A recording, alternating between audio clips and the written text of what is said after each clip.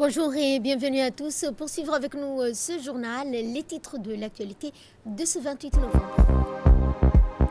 Célébration de la paix et de l'environnement durable lors de cette 19e édition de la randonnée pédestre d'Arta. Dans l'actualité régionale et internationale avec la 93e Assemblée générale d'Interpol qui trace de nouvelles orientations sécuritaires. C'était les titres. Place au développement de ce journal. Nous entamons donc ce journal par ce communiqué émanant du ministère des Affaires étrangères de la coopération internationale dans lequel la République de Djibouti indique avoir été profondément attristée par le tragique incendie survenu dans le district de Tepo à Hong Kong qui a entraîné la perte de nombreuses vies.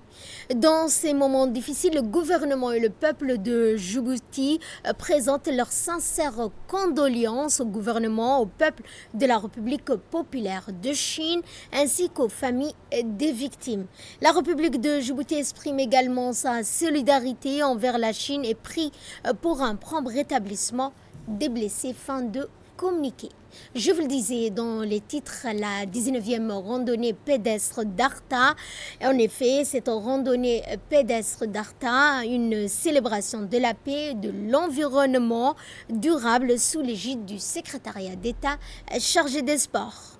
La préfecture de la région d'Arta a organisé la 19e édition de cette randonnée pédestre d'Arta, placée cette année sous le thème « Ensemble pour un climat sain et un environnement durable ». Depuis jeudi soir, la ville d'Arta était en effervescence, accueillant des milliers de personnes venues de toute la République de Djibouti, y compris les régions de l'intérieur. Les centres d'accueil, foyers, établissements scolaires étaient bondés avec des bus affrétés pour l'occasion. Cette randonnée a rassemblé des jeunes, moins jeunes, tous unis pour promouvoir la paix. L'événement couronné par des manifestations culturelles, ponctuées de discours, a vu la participation de plusieurs membres du gouvernement, dont le secrétaire d'État chargé des sports, Hassan Mohamed Kamil, le ministre de l'Énergie, Younis Al-Guedi, le ministre du Commerce, Mohamed Ouarsama, sans oublier de nombreux parlementaires, de hauts responsables de l'armée, de la gendarmerie, des gardes-côtes, dont le colonel Waes Omar Boghri. إسماعيل دقمداد ويان ودير شعرتي ضمير جوب وديانتي لغوكم مقع دريان. Dans le cadre de la 19e édition de la randonnée pédestre de la région d'Arta, cette année, le thème retenu, c'était l'environnement et le climat sain. On voit la participation a été massive sur l'ensemble de 5 régions. Chaque année, on voit que le nombre des participants s'agrandissent. Cela démontre l'importance de cette marche, mais aussi les valeurs qu'il transmet, et surtout les valeurs de la paix, les valeurs de l'unité. C'est dans la paix et dans la joie qu'on peut faire des activités. Donc, agissons pour un monde meilleur et cultivons.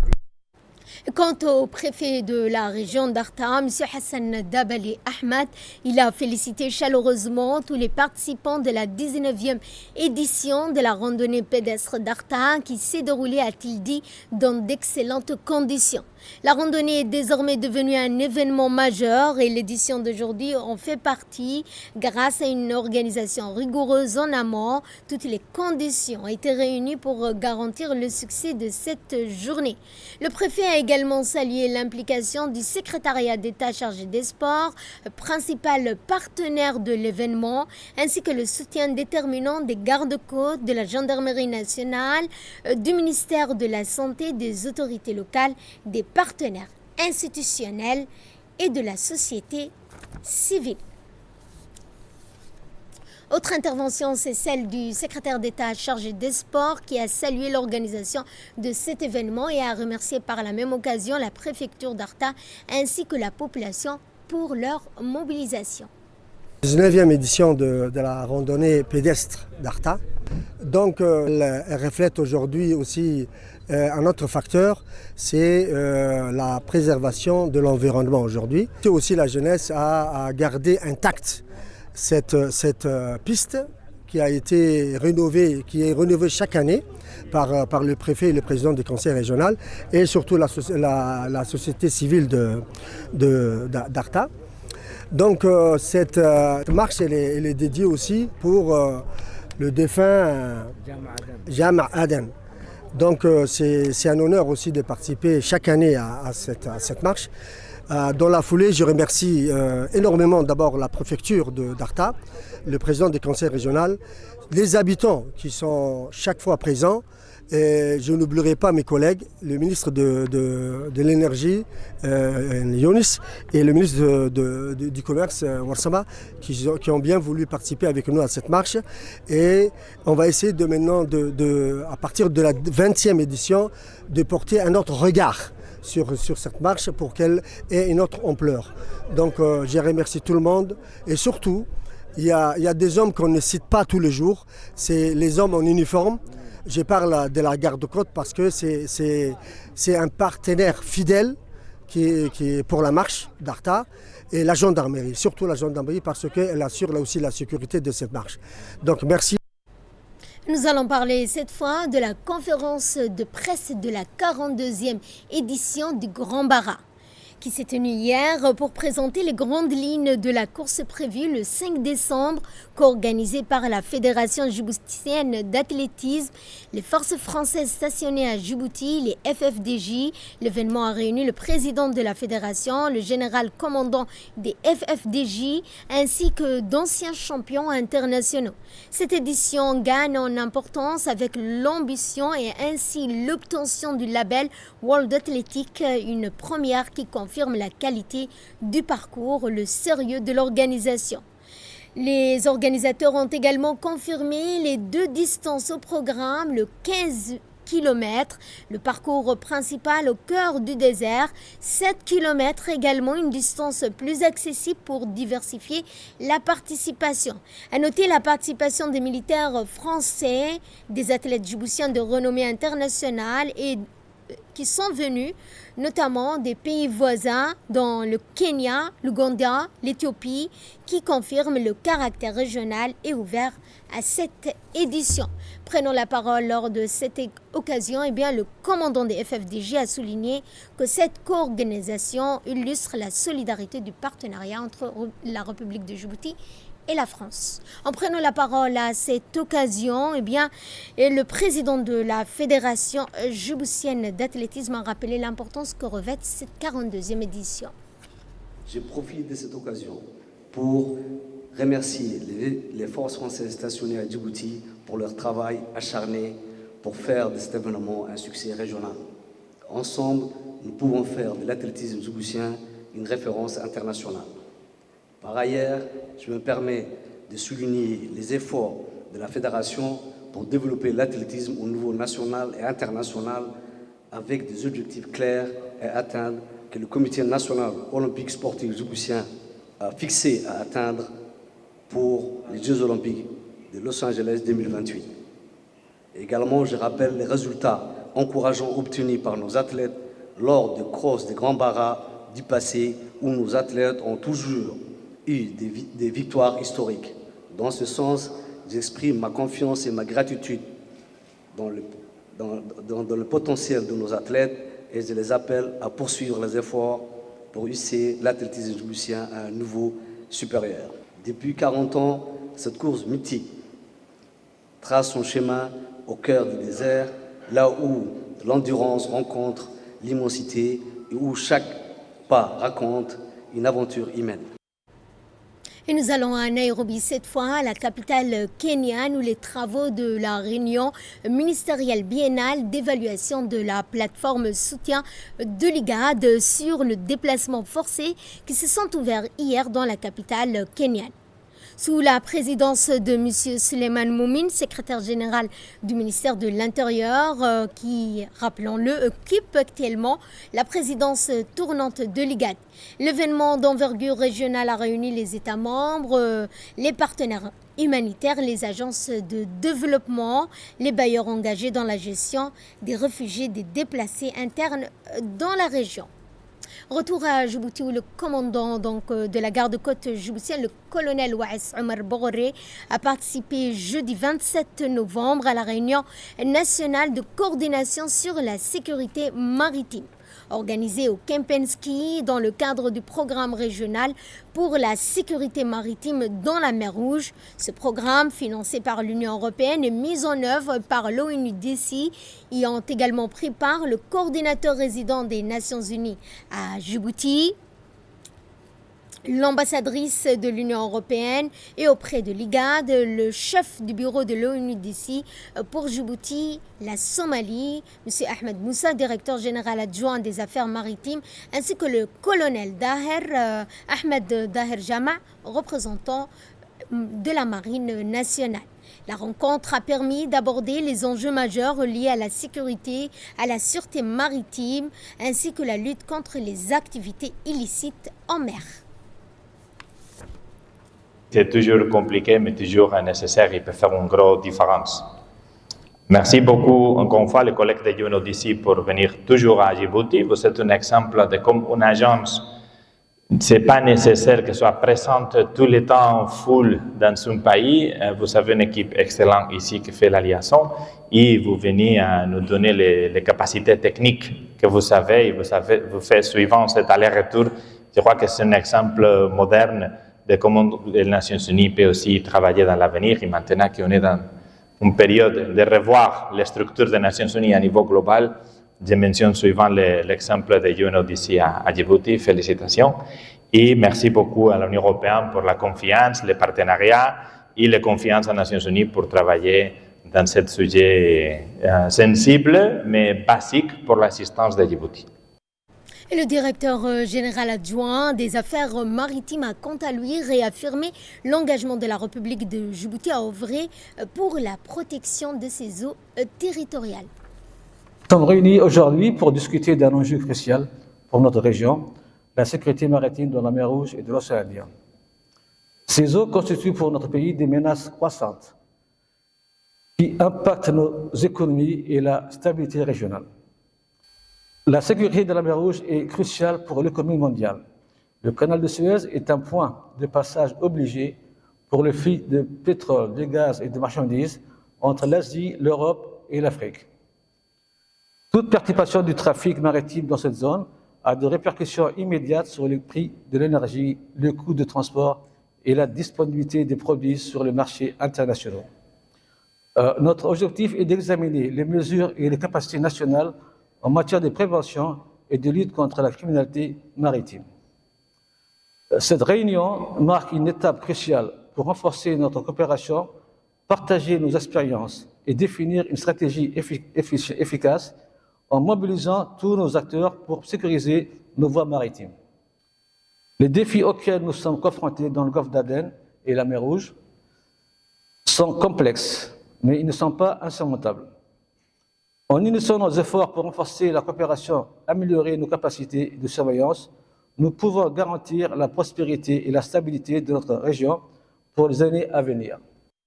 Et nous revenons sur la réunion de coordination sur la sécurité et sûreté maritime avec cette intervention de l'ambassadrice de l'Union européenne et donc à Djibouti et auprès de l'IGAD. C'est un grand plaisir de nous retrouver ici aujourd'hui entre partenaires fidèles et fiables du domaine de la sécurité maritime. Bien sûr, ici nous avons une belle brochette de ces partenaires et acteurs engagés. Il y en a peut-être d'autres aussi qu'on espère voir autour de cette table dans des prochaines réunions.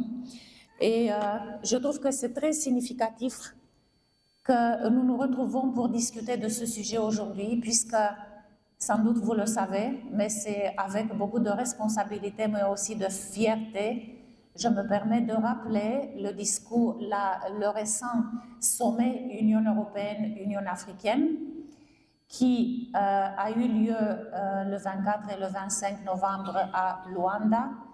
Et je me permets, avec beaucoup de responsabilité, mais aussi de fierté, de rappeler les mots-clés du discours du président de la République, son Excellence M. Ismaïl Omar Guelleh, qui a approché la sécurité maritime comme le premier est le sujet phare de son allocution.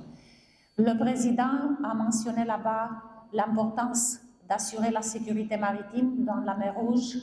Il a parlé de l'importance et du rôle efficace de certains instruments et mécanismes d'action externe que l'Union européenne déploie dans la région, notamment les opérations UNAFOR, mission exécutive de l'Union européenne.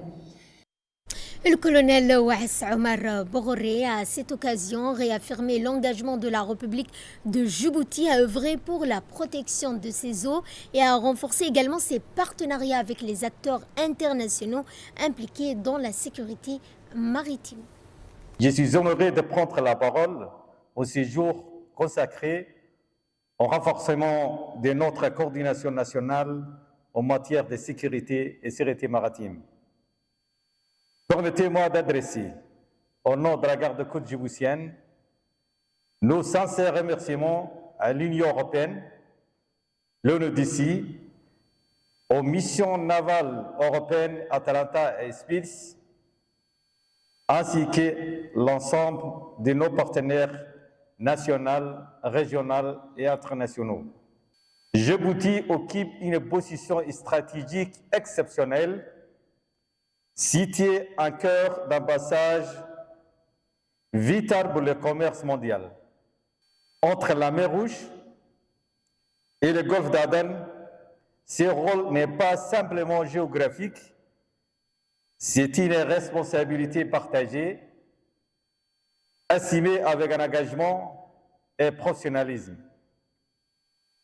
Depuis la dernière réunion, nous avons franchi des étapes importantes. L'interopérabilité entre la garde-côte djiboutienne et ses partenaires européens s'est renforcée, et notamment dans le cadre des programmes régionaux pour la sécurité et sûreté maritime dans la mer Rouge, à travers des formations financées par l'Union européenne et dispensées par des experts de l'ONUDC, ce qui a permis de consolider de manière significative les capacités humaines au sein de nos forces. Par ailleurs, la collaboration opérationnelle avec les missions Atalante et Aspidis s'est concrétisée par la gestion conjointe des situations complexes, incluant des opérations de sauvetage ainsi que des réponses à des attaques en mer dans les eaux internationaux. Dans l'actualité également, l'Académie de police a abrité hier la cérémonie de clôture d'une formation d'une semaine consacrée à la gestion des risques et des catastrophes naturelles.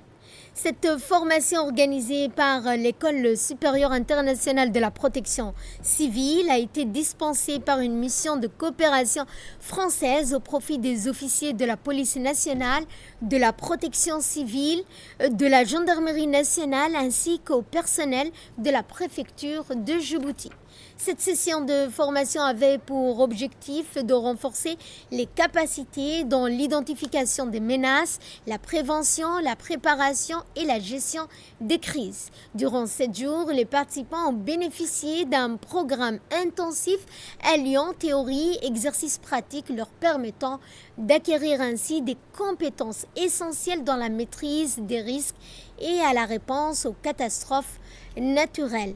La cérémonie s'est achevée par des remises de certificats aux participants, remises qui ont été effectuées par les officiers présents.